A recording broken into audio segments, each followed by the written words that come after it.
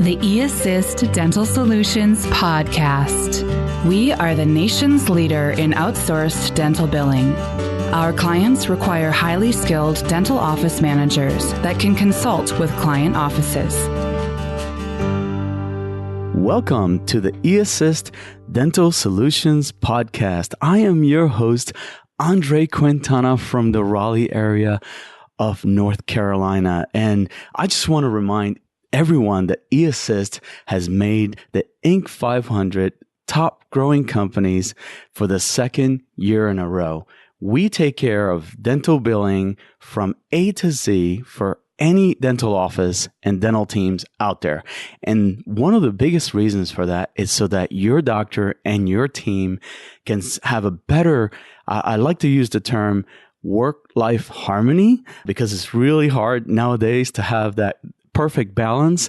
But if you want to call it balance, welcome there too. On the line today, we have a very special guest. His name is Bob Spiel, and he is a consultant. He's in the Midwest part of the state, and I am so excited to have him on the line. And one more thing I have to add about Bob is that he goes by the term of Mr. Team. Bob, how are you today? I'm fantastic, Andre. Thank you so much for the chance to be with you. Oh, that is great. So I have one question that, I really couldn't wait to ask you. And why are you Mr. Team?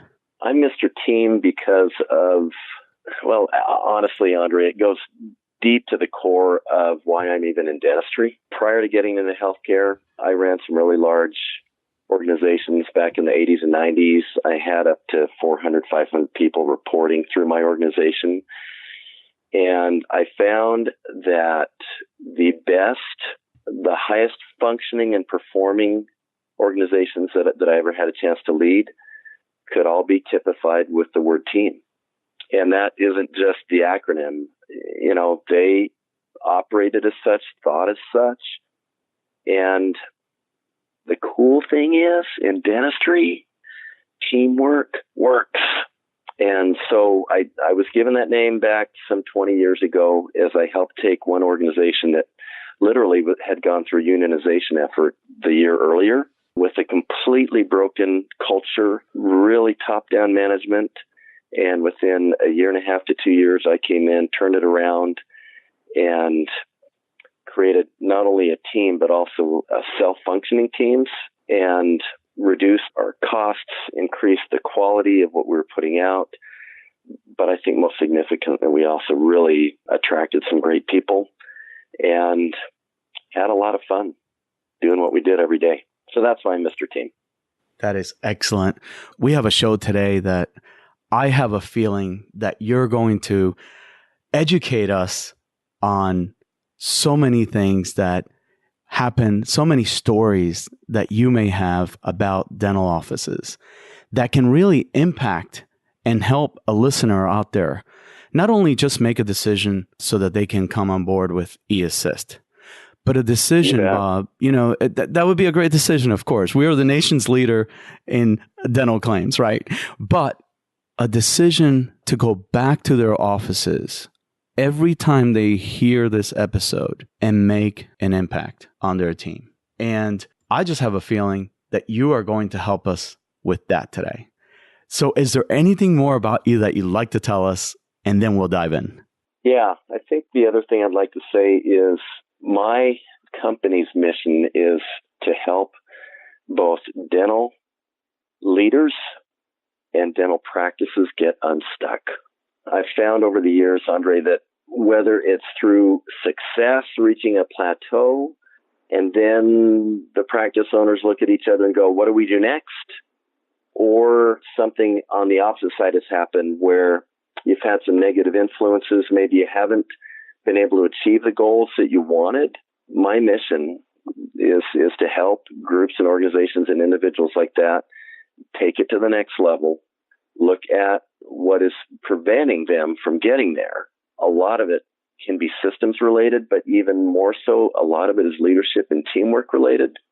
And then establishing the protocols, the systems, the communication tools, and the leadership focus so that they can dial it up.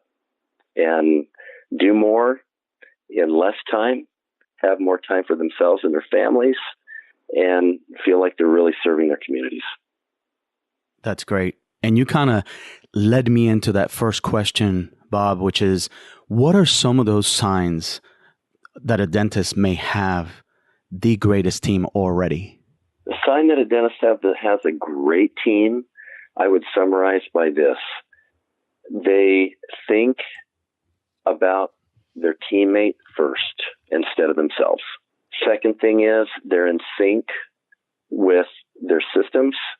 They are in sync with their communication, and they're always thinking in regards to who's going to touch this patient or this chart or this financial arrangement next. They're always thinking about what's next for a patient and who's going to use this next. When a practice is able to perform at that level, Andre, I call it the hidden game, because I don't care who could come in and compete against them. Nobody's going to touch them because they're playing at such a high level and they're playing for each other. And ultimately that creates an amazing patient experience. Wow. And, I think I used the word harmony in a different context, but is harmony in this case just as important as the technical aspect of your team members? Or does it matter, or do you have to have more of one or more of the other? I think it's greater, actually, because an analogy that I'll use often with the teams I work with is you could walk into somebody's $1 million home, but if a husband and wife have had a fight, you don't pay attention to the home. You can feel it. You can feel it. And you can feel it. And harmony among team members, harmony and alignment with the doctor absolutely impacts the whole culture of a practice and organization. But the bottom line is you can feel it when you walk in. And if this is a place where people enjoy working, or if there's tension, if there's disagreement, if there's backbiting, just through our own level of intuition. Mm-hmm. People like to be where people are enjoying what they do. And I think it also enables a dental team to be able to focus more on their patients just because they know they've got a team that has their backs. I have two things to say about that. One is my wife happens to be a general dentist, and we worked together for 9 years, Bob. And I tell her that I have one rule, and that is, and we have, I think, the best marriage ever. And I say, if we ever have a disagreement, either the night before or the morning of going to work, can we please not let people know about this? Because we don't want to lose the confidence or the trust or be a distraction. And then the other thing, and you can kind of let me know your thoughts in a minute. The other thing is my daughter, for example, she's very intuitive. And she can always tell. We don't argue a lot, my wife and I, but she can always tell after we have been disagreeing on something without having been in the room, just stepping in the room and seeing the energy. Is that kind of like what you're referring to? That's exactly it right there. You see, one of the greatest ironies about dentistry is that patients can't tell the quality of the work besides whether or not they're in pain. The only thing they can really judge is how they feel when they walk in, how they feel when they walk out, how they feel, and I'm talking about this emotional component, how they feel throughout the whole interchange. And one lesson that I learned years ago was that, you can create satisfied patients by meeting physical needs, but they're just as likely to leave and go someplace else. How you create loyal patients is by meeting both physical and emotional needs. And there's nothing that a private practice can do better than see that they're meeting the physical needs in the highest and most professional way possible. But conversely, because they know the quality of dental work is so high and their systems are so tight and their teamwork is so precise that they can then zero in on the patient and make sure everybody, if I can use a phrase, when they come in and when they come out, they feel loved. They feel doted on, and they feel like they're the most important person in the world. That's the ideal. Can it happen all the time? I'd love it to, but I've seen more practices that have these core elements be able to do that day in and day out.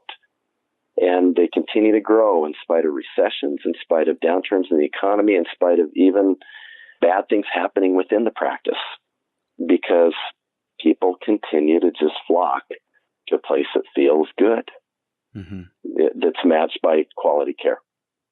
And I'm glad you mentioned that, Bob, because I wanted to ask, what are some of the issues that affect patients leaving a practice?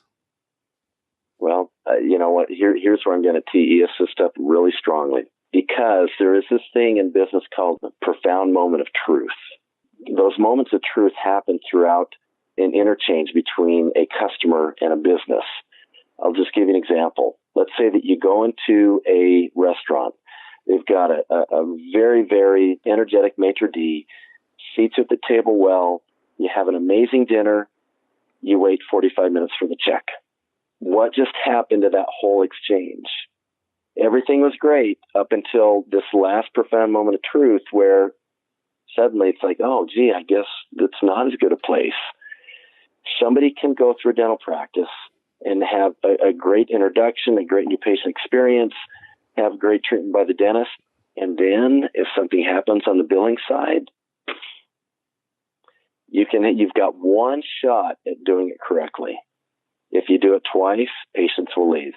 And I think one of the greatest things that eAssist has going for it, and the ability to serve practices, is to have a group of really professional dental team members who own that last piece and make sure it happens correctly. So the practice can focus on all of the front end, which is making sure the experience and the care is the highest possible. Wow. But patients will leave a practice just based upon that one last thing. It has to either confirm or deny everything else they felt. It's that critical. You know, we view money as something that's really personal, and we have to get it right. Mm-hmm. You know, I heard you speak up in Salt Lake, right, with the eAssist Summit. Yeah. I left there really inspired by your talk. I want to take that opportunity to... Well, thank you. I did. I really did. I really want to take that opportunity to let people know that are listening to the show about how to contact you. And do you do some of those engagements too in any part of the country? Absolutely. Yeah. When you're in this industry, you got to be able to travel. And they can contact me multiple ways. The easiest is frankly just to email me. Mm-hmm. And it's very simple. It's bob@spielconsulting.com. And Spiel is German. It's S as in Sam, P as in Paul, IEL, consulting, all one word.com. And if they, just as a quick aside, if they want to learn more about me, they're certainly welcome to go on my website. There are other podcasts that I've done for like Howard Farron and other people. I've got case studies of client success stories. And if they really want to know my heart, Andre, I've also written a book called Flip Your Focus. Igniting People, Profits, and Performance Through Upside Down Leadership, and you can get that on Amazon. That's awesome right there. You know, and I have to say that, speaking of other podcasts that you've been on, I played for my wife the episode with Dr. Farran, and first thing she said is, I really like him. And then she went into work and was telling our team about your talk on the podcast. So, oh, that's really kind. Thank you. Yeah. So thank you. Howard's a blast to be able to talk to. You never know what's going to come out, but he's a blast. I listen to him often, so yes. Yeah. That's why it's Dentistry Uncensored. That's right. But yeah, it was a great opportunity, and it was really fun. Well, you know, if one day you would introduce, I know I'm some little guy here in the Southeast, but if I could ever meet him, it would be an honor. It really would. That'd be fun. Yeah. If our listeners honestly decided to stop listening right now, they would have a really good show already. But this is we're only getting started here, Bob. What successful systems have you succeeded with in dental offices? Systems are the core. Let me just frame it with this. I believe that systems create the hub of a successful practice. They're supported by really, really good communication skills. Those two things combined allow a team to be even more patient and customer focused because A, they know what they're going to say, and B, they know what's coming next. The unpredictability within a small business, especially a practice that doesn't have refined systems, leads team members to throttle down their activity, leads other people to get frustrated and to wonder what's next, and it hampers the success of a practice. So with that being said, there's some very, very basic systems that help refine and create this air of predictability. One of the biggest is the handoff between the hygienist and the doctor when the doctor comes in the operatory. To have that very well scripted and to have it happen up front before the doctor picks up any instruments whatsoever. So the hygienist is acting as a partner in patient care and giving the doctor all the information he or she needs before an instrument is picked up in the event takes place. Another system is the new patient interview. That's been talked about for years in dentistry. There are some practices that do it. I found most don't, but it's a system only in that you've got like a small honeymoon period with the new patient before they go into the operatory, where you could bring them into a consult room if you have it and just learn about them to start with and spend 8 minutes finding about their past experience. What do they do? How long have they lived in your town? How did they find out about you?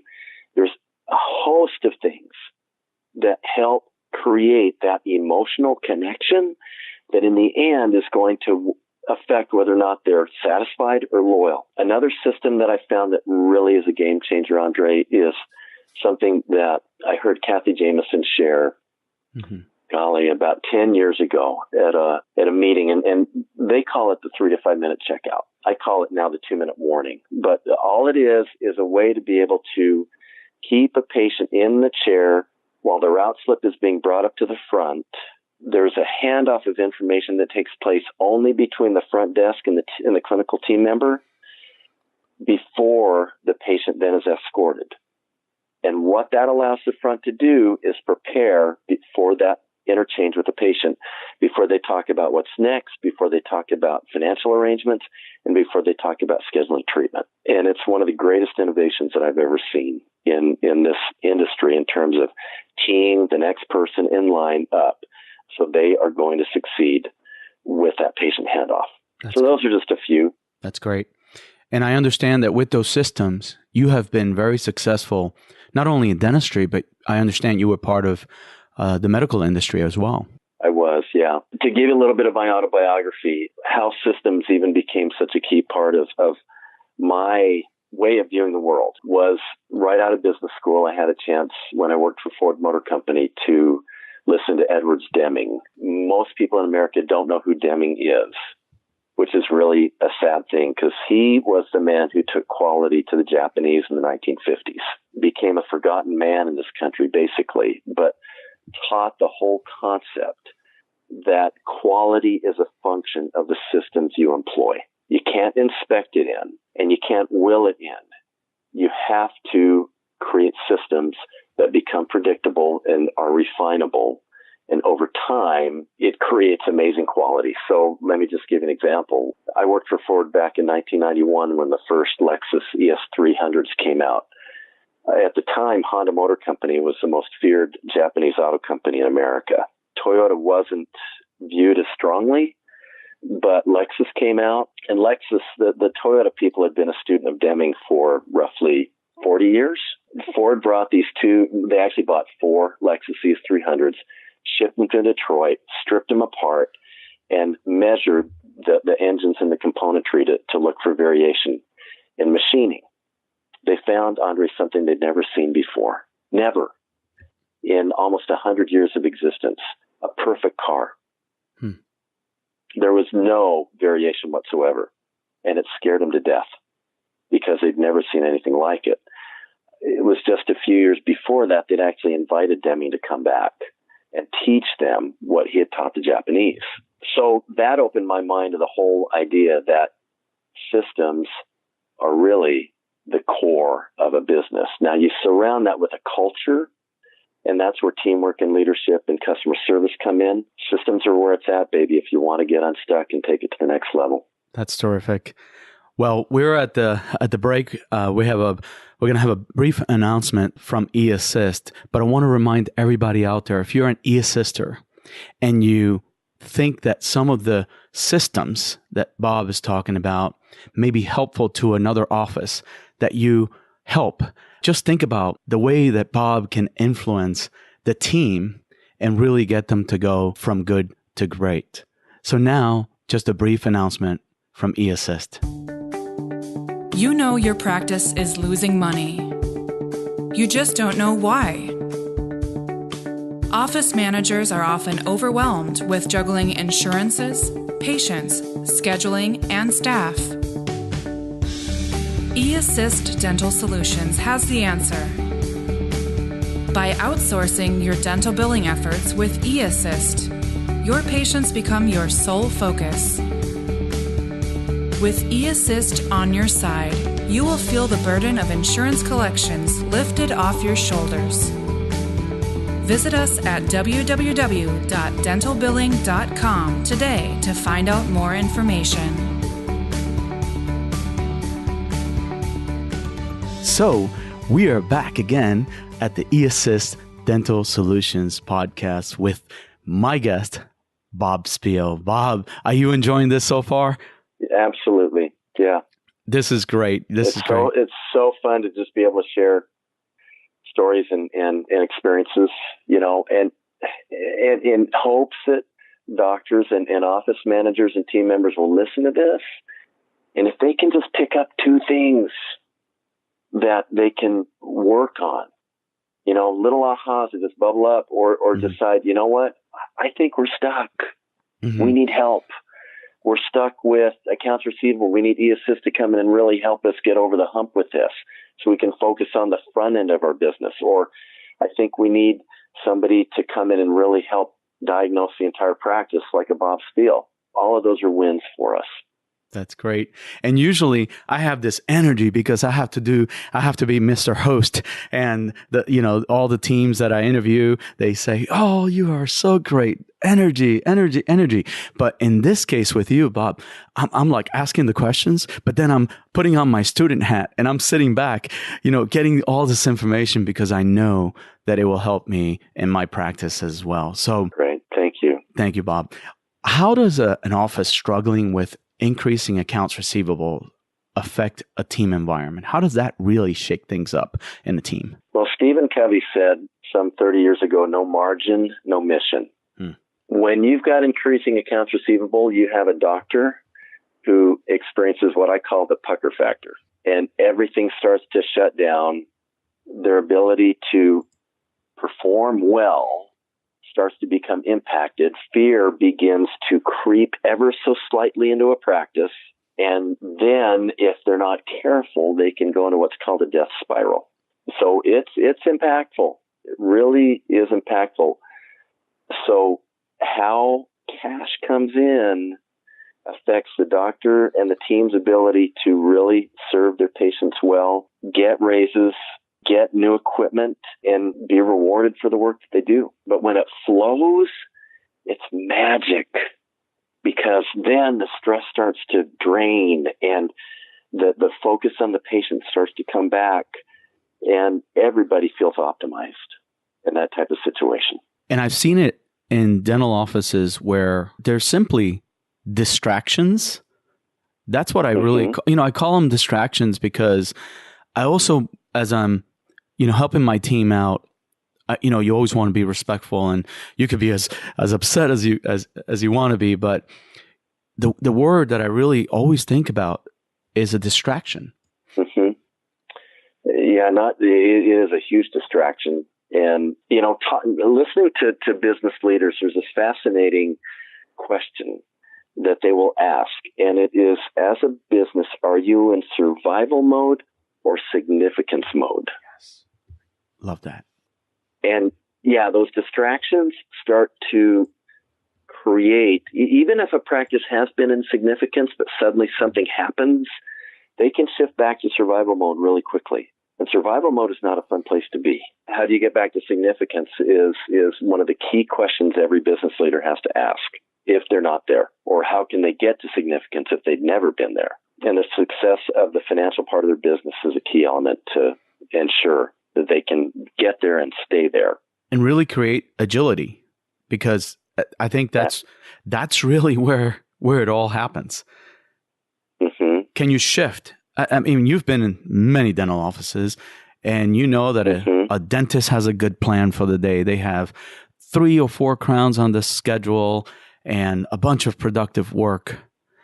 And Bob, nothing, from all my experience of being there, nothing happens the way you put it up on the playbook. And then you have to have agility to overcome. Have you experienced that before? Oh, it's part and parcel for the whole game. It reminds me of Dwight D. Eisenhower, who, was our president and ran the D-Day invasion. He made a comment once, and he said, and when I heard this, it blew my mind. It was like, whoa, that's really profound. He said, the planning is everything, but the plan is nothing. And I had to really let that one sink in. But that's your point, Andre, is that the act of planning itself allows you to create this mental image of what should happen today, knowing that it won't happen, but without it, you still don't know where you are. But with the plan, then agility can take place because you know what you're tracking against. Or I guess it's an analogy Stephen Covey, and I love the man, that's why I quote him every once in a while. He said, you got to realize that when a plane flies from one destination to another, 99% of the time it's off course. How did they get to where they're supposed to be? Because they get back on, so that's the agility part, being able to adjust, to communicate, to anticipate where changes may happen. Where do we need to put this limited patient? If we happen to have somebody in the emergency in the afternoon, what will happen? And where teamwork is paramount to make it look like it was always supposed to be that way and the patient doesn't recognize it. Wow. And now you're about to answer one of the most important questions, really, of our show today. Then why? Then why, Bob, is it so difficult for a whole dental office to come together and create that greatness of how you help an office? And how do you help them turn them around? Mm-hmm. I'll tell you a couple of things. The first is, I've learned over the years, you can't run faster than your leader. And that organizations don't change, people do. So why it can become so difficult for a whole office to come together and create greatness often is focused on the leader and the culture, and then what are the limiting beliefs that are held by the leader, the culture, and the team. How do you get past those limiting beliefs, help reframe them, and then help them see a new path to achieving greatness? And that sounds like it's really hard to do. It's actually not. The hardest work that we can do, Andre, is actually look at ourselves in the mirror and figure out, okay, what's holding me back? What do I really want? And how do I get past what's holding me back? And then begin to hold myself accountable to those goals. I'll just give you a quick example. I've got a really fun client that I began working with about a year ago that's south of Atlanta. They heard me speak at the Hinman and called me up about a month later. They said, you know what? We're stuck. They were stuck for a really good reason. They had succeeded in spite of themselves, had reached a point where the doctor was working 5 days a week. The team was burnt out. They had plateaued in their production. And they're wondering, okay, what do we do next? We've kind of faked it all the way so far. We've listened to a lot of smart people and just kind of made it work. But now we're going, we're not quite sure what we do next. Well, we found there's some limiting beliefs inside, like, I had to work 5 days a week when I opened. Don't I have to work 5 days a week now? Well, no, doctor. Have we ever thought about block scheduling? What's block scheduling? And there are certain answers that started to come as the team then coalesced around this vision, as the doctor worked on himself. And the cool thing was, these guys came together. July was their biggest month ever, 50% over the prior year. And they've worked less days. They're up with both production collections. The culture is better. They feel more productive. And when they leave at the end of each day, they're not exhausted. That's really fulfilling to be a part of that type of success story. And how did I help an office turn it around? By coming, diagnosing. I'm a big believer, Andre, that a lot of the answers are already inside ourselves. We just have to pull them out. Not all of them, but a lot of them are. And then we have to look at what are their primary goals, what's holding us back, and how do we get to the next level? By setting new goals, new accountabilities, new responsibilities, and then reinforce those through frequent coaching. Mm-hmm. And then coming back on site and helping dial it up the next time. I was going to ask you that question, Bob, because you said something really key in there, that the answers are already there and you just have to pull them out. And so that was going to be my next question is, do you offer also some coaching with your consulting for doctors? Because there's a big difference between the two. Is how can you impact somebody without telling them all the answers?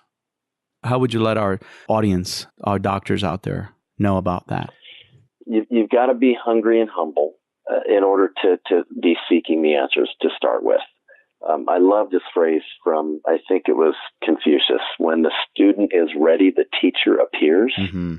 That is really, really true.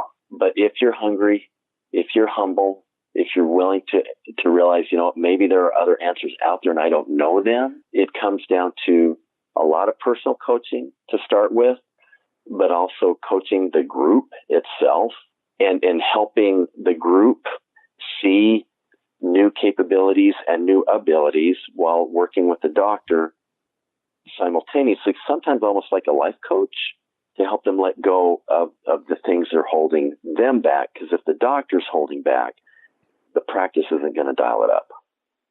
To go back to this practice south of Atlanta, one of the things that I found was the doctor, like I mentioned, was tired, burnt out, not being at home as much as he wanted to be. He wasn't exercising, he wasn't eating right, and he was scattered in his approach to treatment planning. Well, great. We discovered all those things for an on-site visit, talked about them, set some very clear goals around them. And I use one thing called a fishbowl methodology or fishbowl reward and penalty system. The whole thing was, for instance, I was trying to challenge him, listen, doctor, go into hygiene when you're ready instead of at the very end of the hygiene appointment. Let's break that habit because it slows the hygienist down. It gets him off schedule and it gets you off schedule too. Every time he didn't do it, he'd drop $5 into a fishbowl. What does he do with that $5? Well, he's a University of Georgia fan. He doesn't like Auburn. Those $5 are going to go to the Auburn Booster Club. That's amazing. So there's an emotional and a financial pain component, not very big, but big enough to make him think, oh man, if I, and he's got about $100 in the jar, but in about a 9-month period of time, that's not bad. So now we set new goals. Okay, what's next? Exercising is now part of it. So there's just all these things that you work on, realizing that if a practice is going to dial it up, then it also requires the primary leader to take on new habits and new ways of doing things. Wow. Well, I know I have one more question for you, but this is a perfect time to let our eAssist Nation and anyone listening how to contact you again. Would you share that information again? Sure. Yeah. Thanks for asking again. It's Bob at spielconsulting.com, and that's spelled S as in Sam, P as in Paul, IEL, consulting, all one word.com. That's great. And, I want to support everything that you're saying, Bob, because I talk to a lot of doctors and office managers. I wear another hat with eAssist, and I help bring clients on to eAssist. Of course, if we're a good fit, I think we're a good fit for every office. But really, these are the stories that I'm hearing from doctors and office managers, and we help really solve the problem out there. We really help. You really do, because you can remove that entire stressor of making sure that cash comes in appropriately, correctly, and that patients are being billed. And, that whole piece, that last profound moment of truth, you can take away. So then guess what? The practice gets to work on creating that upfront moment of truth. which is awesome. I love it. Wow. And when I go talk to my next doctor later today, and I know you're busy too, I will think about some of these things because they're real. They're really happening out there. I want to remind our eAssist. I really want to remind our eAssist Nation, anyone listening to the show, to download us on Stitcher, Google Play. We're on Google Play now, and iTunes. And this episode even makes it on YouTube. So we're everywhere. Oh, and then, cool. Yeah, okay. yeah. Wow. And if you think and know that some of these issues are real, like we have talked about, because they are, please share them with anybody you care about. I always use that term, any eAssister out there, any doctor that you really care about. Because these guys, Bob, when I talk to the eAssisters on the podcast, the stories that they share, and when I talk to them at Summit, they coined that term, my office, my doctor, my team. Mm-hmm. They have a passion for these people. And I have no doubt that you're going to come up in some conversation. So I have one more question. The best teams out there really are, supportive of one another. And I know most people want to be part of something great. I do. So how can we create this in all of our offices? I think that's an awesome question to end with. Let me give you a couple of thoughts. Number one, I am a huge believer in personal responsibility. And instead of adopting the accuse, blame, and criticize mode, which seems to be so easy for us as people to engage in, then instead we accept responsibility. We decide we're going to be a part of the change and that we commit to doing things in a better way. If you love what we talked about today, please go to Amazon, grab my book. There's some great things that, didn't all originate with me by any means, but I've tried to put it together in a way that'll work for both practice leaders and team members to look at themselves in the mirror, come up with new ways and new solutions of doing things so that they can really grab control of their life and feel like they're getting where they want to go. Okay, so that's the first thought. Be responsible. Take ownership. And then hold yourself accountable to the goals that you have. Second thing is develop the habit within yourself to ask throughout the day, who needs me now? Who needs me now? Think laterally in terms of who the team members are that are by your side and what you can do to help them, because that will come back to you in spades. And which of those books are you talking about? I understand you may have written more than one. Just one. Flip your focus. I mean, there's some other great books I'd recommend too, like Stephen Covey's 7 Habits of Highly Effective People. Is an amazing read.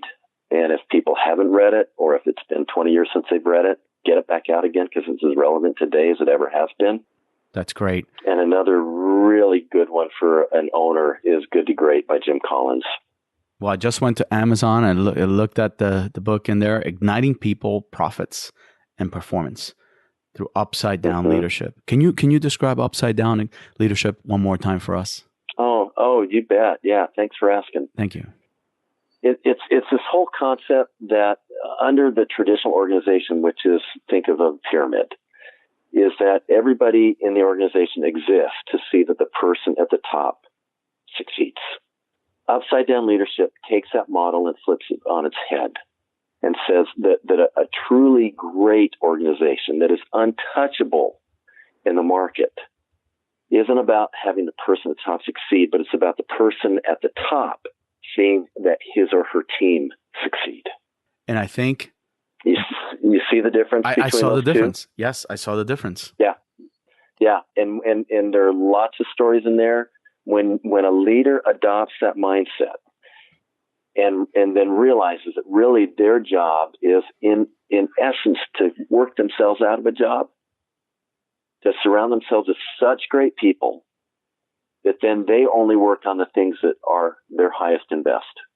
Bob, when you flip it upside down, another key word in there is igniting people. Is that what you're talking about, that ignites the people? Yes, it does. Yeah. Yeah. I've asked this question, Andre, oh golly, hundreds of times in one seminar that I give about Upside Down Leadership. And I'll put up this huge poster in a room full of, 200 to 300 people and give them Post-it notes. And on one side of this poster, ask them to put the characteristics of really poor leaders they've worked for. Okay. And then they go through that, spend about 5 minutes, and then I ask them, okay, on the other side of the same poster, I want characteristics of really great leaders that you've worked for. And then I ask 2 or 3 participants to just go around, kind of scan what they've seen on both sides, come back and report back what they read.